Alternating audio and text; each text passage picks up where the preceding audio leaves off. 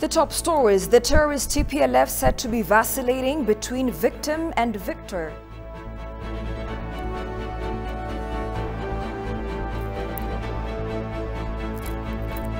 And Sudanese doctors announce death of protester.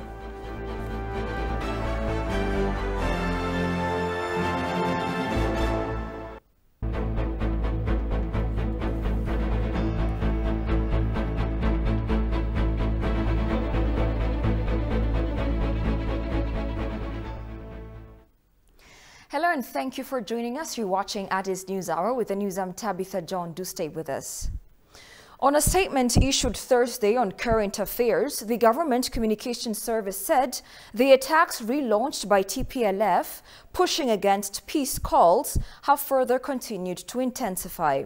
As a result, the statement indicated that innocent civilians are being killed, many are being displaced, and property is being destroyed. As it can be seen now, the duty of halting the terrorist group from its destructive activities has fallen on the government and people of Ethiopia. This is so because, the statement added, firstly, the terrorist group must be prevented from disturbing our peace and destroying our country. Secondly, the government has a responsibility to ensure that humanitarian assistance is directed to the true intended beneficiaries of the Tigray region, and hence a conducive environment needs to be created to halt the diversion of assistance to combatants as being done by TPLF.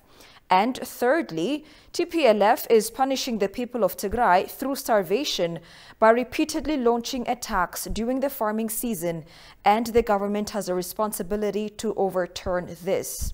Criticizing the international community, the statement expressed government's observation in the situation, where all the efforts made by the government for a peaceful alternative have been shunned, and statements being made by various entities equalizing the government with a belligerent clique in both sides' rhetoric are not acceptable as they deviate from the reality.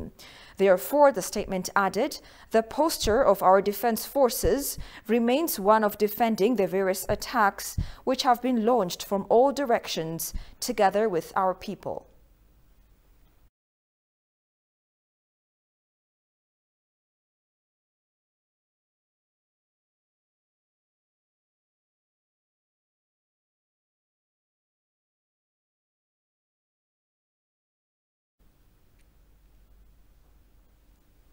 Foreign Minister Demeke Mekonnen briefed today Addis Ababa-based diplomats and representatives of international organizations on current developments in Ethiopia.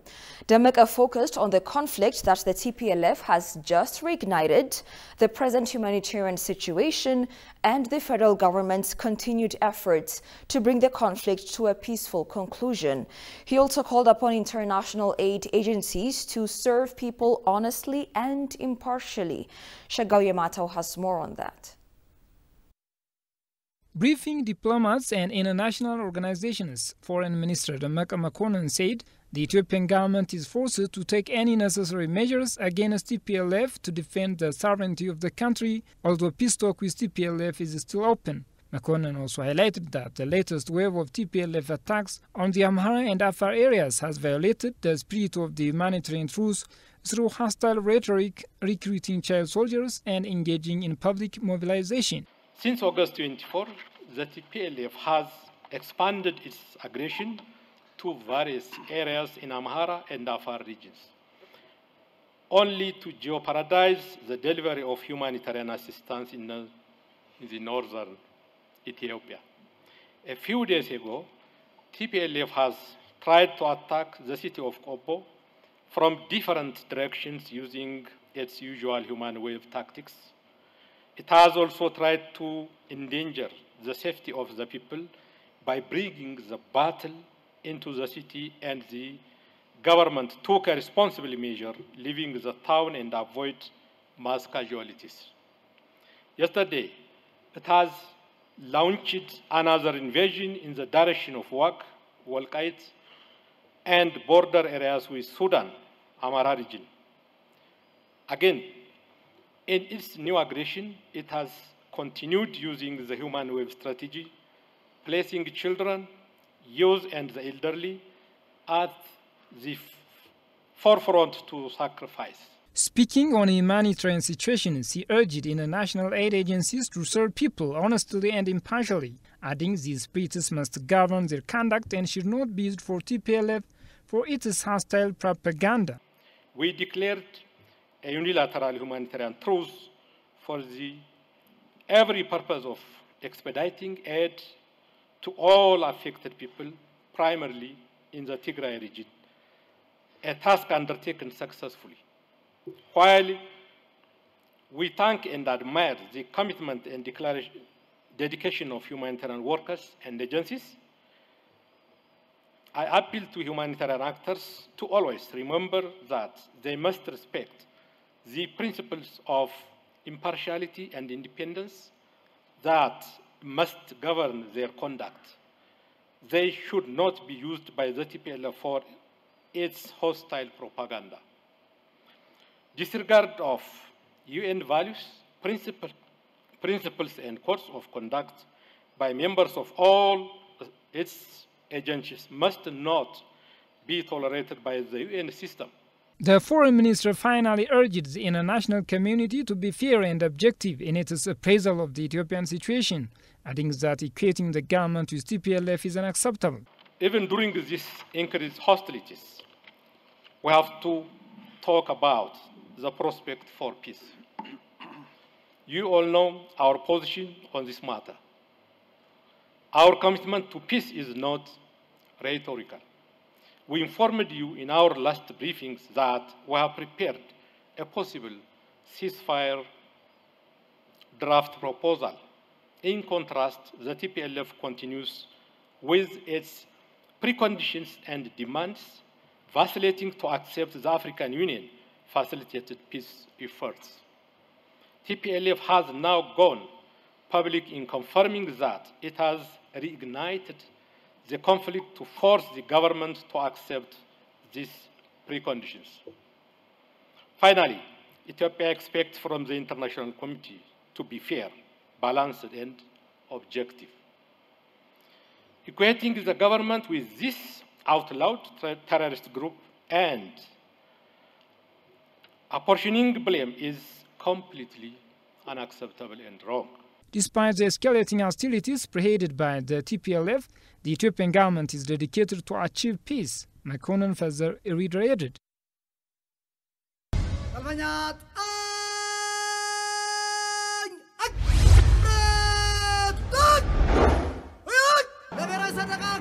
ጉልበታችን ብረት አልነበረም፣ ጉልበታችን ትጥቅ አልነበረም፣ ጉልበታችን ኢትዮጵያዊነት ነበር።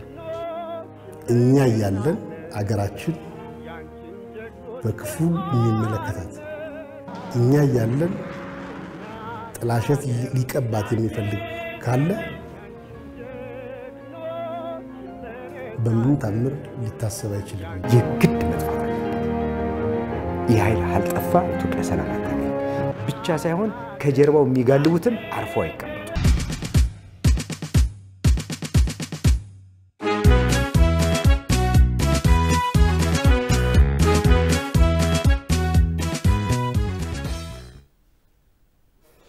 Welcome back. Mark Warner, a U.S. Senate Security Affairs chairman, said the TPLF's latest reckless militarization and resumption of hostilities is deplorable. In his latest tweet, Warner said, although promising changes have been witnessed through the Ethiopian government's peace alternatives, such as the humanitarian ceasefire, the renewed conflict has splashed cold water on every ray of hope. The senator reiterated that any act of blocking or obstructing citizens in difficult situations from getting help and basic services is not acceptable.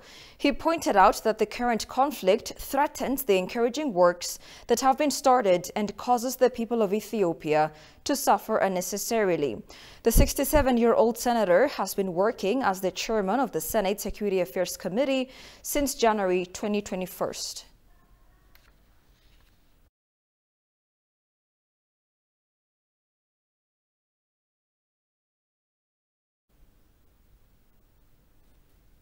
The governments of Brazil and Japan have vowed to provide humanitarian aid to the displaced citizens in Ethiopia.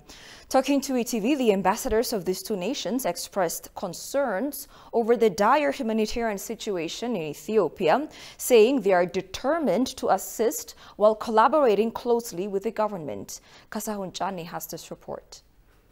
The governments of Japan and Brazil expressed commitment to aid Ethiopia's humanitarian relief initiatives. The war in the north has and is still leaving countless internally displaced people in the states of Afar, Amhara and Tigray. I think Japan is one of the first countries in the international community to commit our financial assistance through international organizations for the IDPs, not only Tigray but also Afar and Amhara. We disbursed the money in the last year as well as this year, so that those organizations have been working in those northern Ethiopia through such organizations like IOM or UNICEF or WFP, ICRC.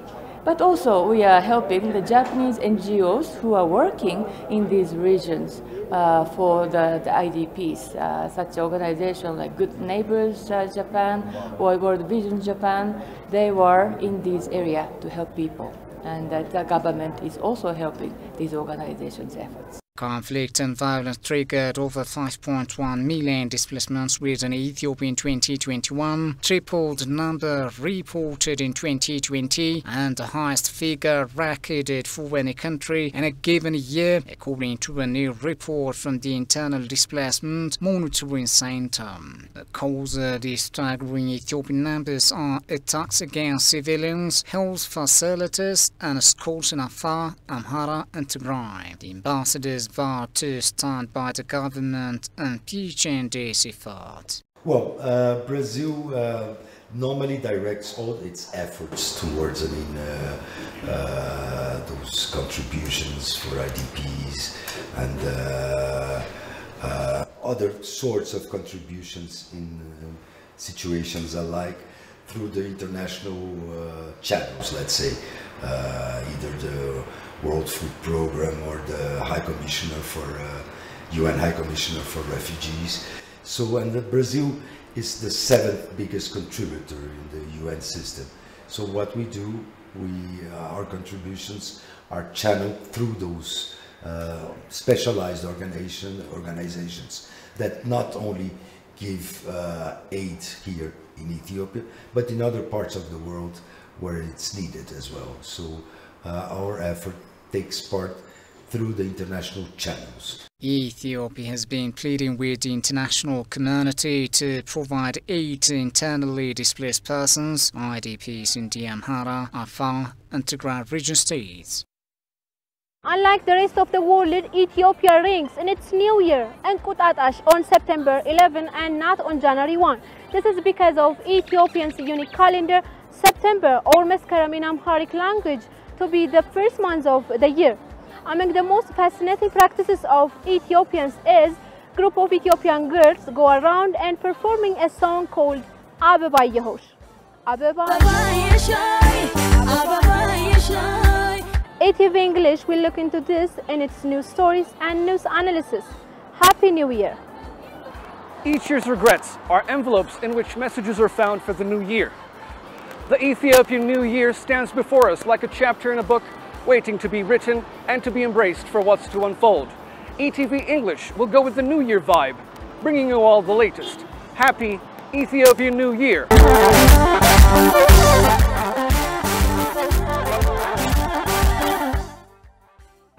Ethiopian cuisine is one of the most delicious and unique ones. People love it because it marries together earthly, spicy, tart, and sour flavors. While celebrating Ethiopian New Year, people love enjoying dorowet, the spicy chicken stew, which is usually served with hard-boiled eggs. We will bring you stories ranging from the New Year vibe to the culture itself. Happy Ethiopian New Year!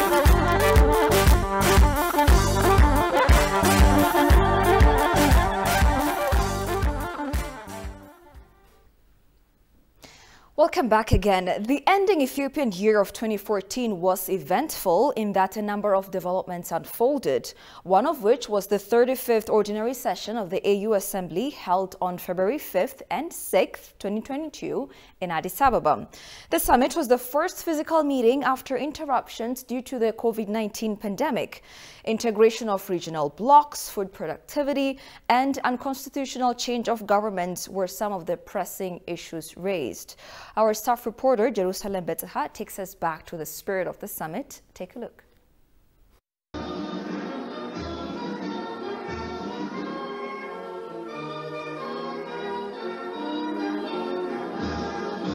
On February 5 and 6, 2022, African leaders from across the continent gathered and discussed issues affecting the continent, mainly the pandemic and insecurity in the capital Addis.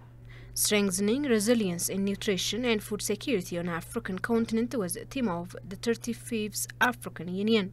Though its theme implies building resilience in nutrition and self-reliance in food, COVID-19 and security also topped the agenda as coups and political instability continue to affect residents across Africa. While addressing leaders of the continent, Musa Faki Mohamed, the chairperson of the African Union, shared his concern about deteriorating security in Africa. He told members of the continental body that the AU has faced institutional failure because of coups and insurgencies. The relationship of subsidiarity and complementarity between the regional economic communities and the continental organization. Beyond, however, to declare here and there that the decision of an organ of the AU, in this case the Peace and Security Council on Mali, should be dependent on the decisions of a regional organization, namely ECOWAS. There is really a big gap. It is important that our summit brings here the necessary clarification to avoid any detrimental drift to the functioning of our political and security architecture. The second problem, to consider the question of the sovereignty of states. This is a protective shield against all sorts of abuses occurring in a member country. Ethiopian Prime Minister Abiy Ahmed came up with quite a grasping idea of establishing a continental media house to fight disinformation. He indicated that the establishment of such a media house will help African countries to provide authoritative news and information, fight disinformation, and promote the African collective agenda and strengthen Africa's voice across the world. Africa is often portrayed in international media negatively. The endless representation of the continent troubled by civil wars, hunger, corruption, greed, disease, and poverty is demeaning and dehumanizing, and likely driven by a calculated strategy and agenda. This stereotypical and negative media representation of Africa not only disinforms the rest of the world about our continent, but also shapes the way we see ourselves as Africans. Telling our own stories and shaping our own narratives must be our top priority. In this regard, I would like to propose to this august body the establishment of an African Union Continental Media House. Abiy also took the occasion to urge leaders to echo his request for Africa to get permanent representation at the United Nations Security Council. Africa's voice on the world stage needs to be heard loud and clear. Africa must also be represented on important international bodies. Today, more than 7 decades after the creation of the United Nations, Africa remains a junior partner without meaningful input or role in the system of international governance. This is particularly true of the United Nations, where Africa lacks representation on the Security Council and is underrepresented in a variety of ways. It is the right time to reform and revitalize the United Nations system to reflect current global realities and ensure that it is a more representative and equitable body. Only fair representation and transparency in those institutions can usher in a just era in multilateralism. Finally, participants of the 35th Extraordinary Summit of the African Union have named Senegal's leader Macky Sall as the new president of the AU. Also, during the AU summit in the fast expiring year of 2014, the call by Prime Minister Abiy Ahmed for the establishment of a continental media was also said to be commendable. Some participants of the AU summit approached by ETV said the stereotypical and negative media representations of Africa not only misinforms the rest of the world about the continent, but also shapes the way we see ourselves. Other delegates, for their part, urged the continent to exert maximum efforts to get a permanent seat at the UN Security Council. Take a look. You know, the media is a major outlet for information diffusion, and people work with a lot of information. So if wrong information is diffused, it can cause a lot of confusion. So when we have a media platform that speaks for us, that speaks to us, it is going to be beneficial for the continent. Media has a bigger role in shaping the perspectives, the opinions, the views, and so to the extent that the media is not well informed on, for example, issues that Africa are doing, will always be influenced by Western media. The media has a stronger way of shaping opinion. So I think we need also to engage further on issues of engaging with media. It is important that now African Union should negotiate to have a permanent seat in the UN. It is timely because look at the population, look at the resources, look at the strategic importance of Africa as a continent. It is very important that we possibly consider and negotiate for a permanent seat in the UN.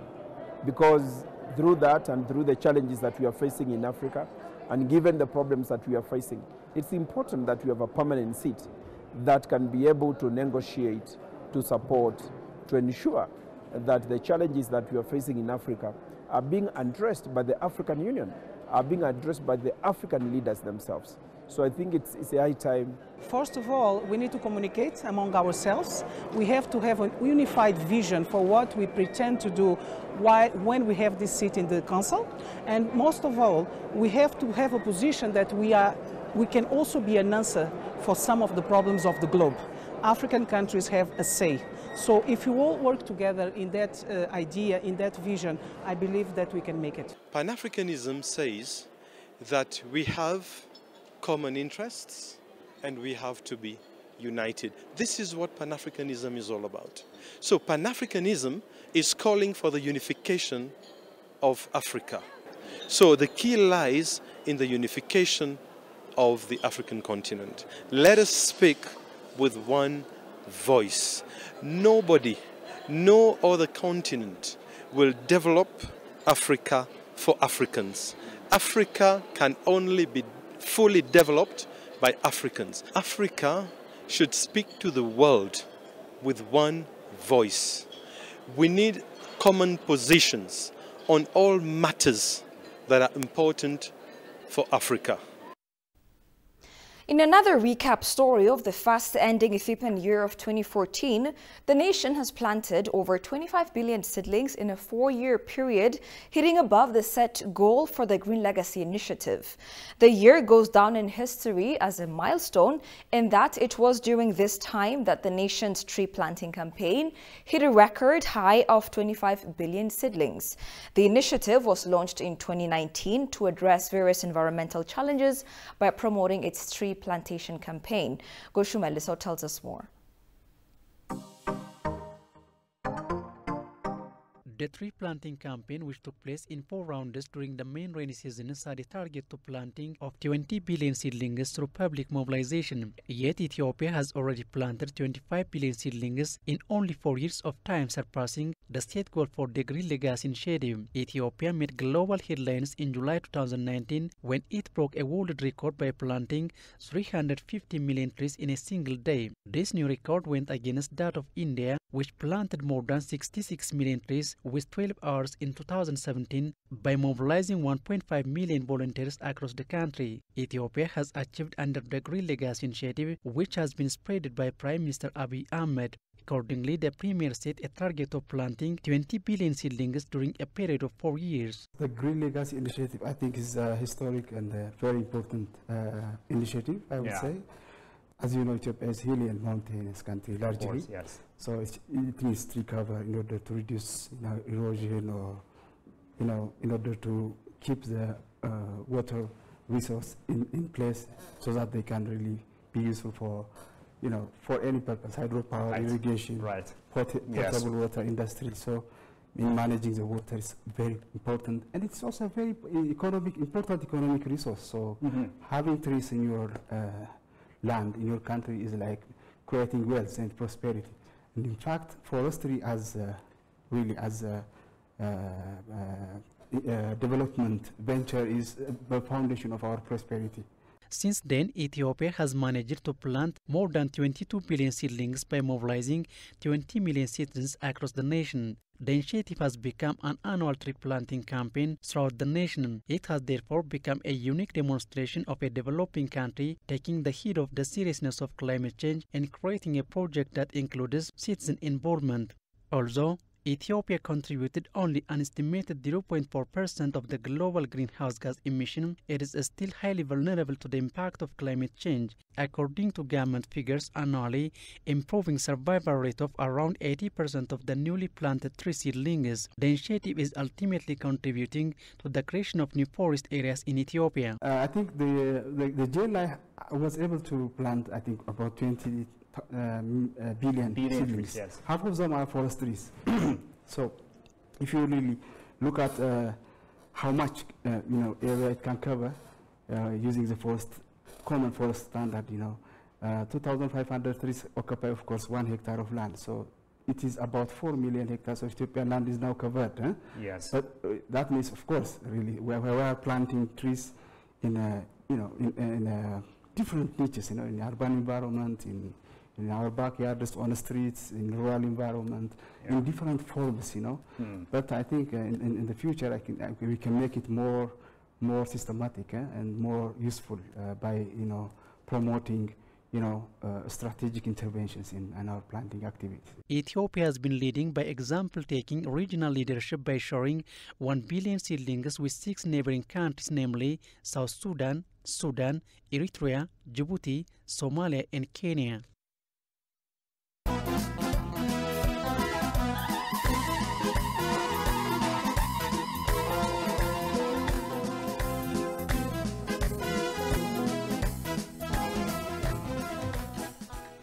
And finally, from across Africa, in Sudan, a pro-democracy doctors' union announced the death of a protester on Wednesday during demonstration in the capital, Khartoum.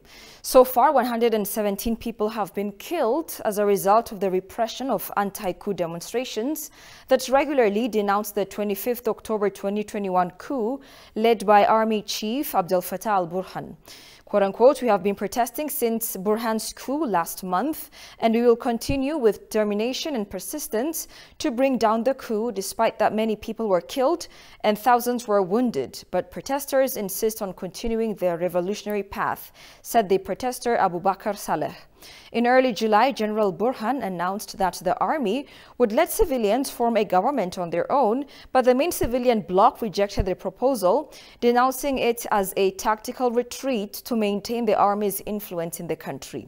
The protesters say there will be no negotiation or compromise with the military. According to the UN, 1 in 3 Sudanese need humanitarian aid in a country where inflation is close to 200% every month. The currency is in free fall, and the price of bread has increased tenfold since the coup.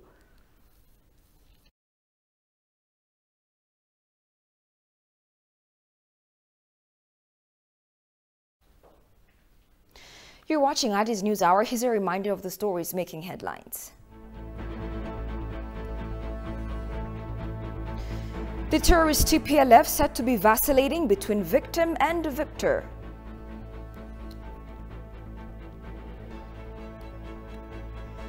And Sudanese doctors announced death of protester.